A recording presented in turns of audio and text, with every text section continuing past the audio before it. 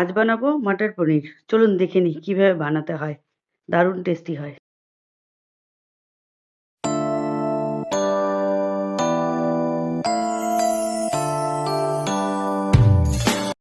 প্রথমে মটরশুঁটিগুলো একটু সেদ্ধ করে নেব।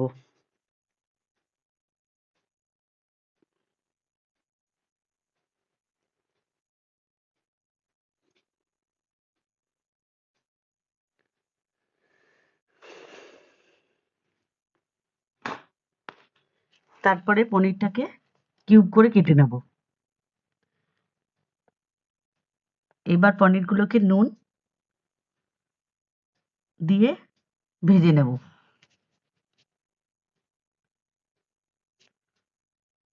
পনিরগুলো আমার ভাজা হয়ে গেছে। এবার ওই তেলের মধ্যে কিছু গরম মশলা দেব। এলাচ, দারচিনি, লবঙ্গ, গোটা জিরে আর একটা তেজপাতা দিয়ে ভালো করে নেড়ে চেড়ে নেব। এটা একটু ফুটে গেলে তার মধ্যে আদা, রসুন, পেঁয়াজ, কাঁচা লঙ্কা একদম দিয়ে এটাকে একটু সফট করে নেব। তারপরে একটা পেস্ট তৈরি করে নেব। পেস্টটা ওই তেলের মধ্যেই আবার দিয়ে দেব।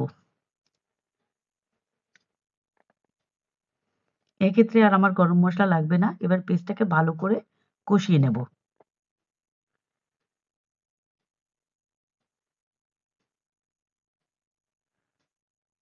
কষলে এবার কিছু মশলা দিয়ে দেবো। কাশ্মীরি লাল লঙ্কার গুঁড়ো, জিরের গুঁড়ো, ধনের গুঁড়ো আর হলুদ গুঁড়ো।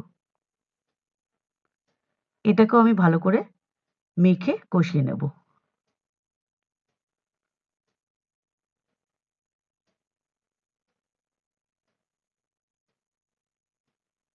এবার সেদ্ধ করা মটরগুলো দিয়ে দেবো, কড়াইশুঁটিগুলো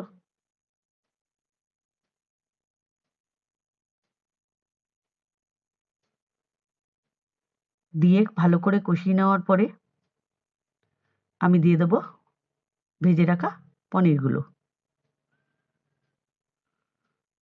পনিরগুলো দিয়ে আর একটু নেড়ে চেড়ে নেব।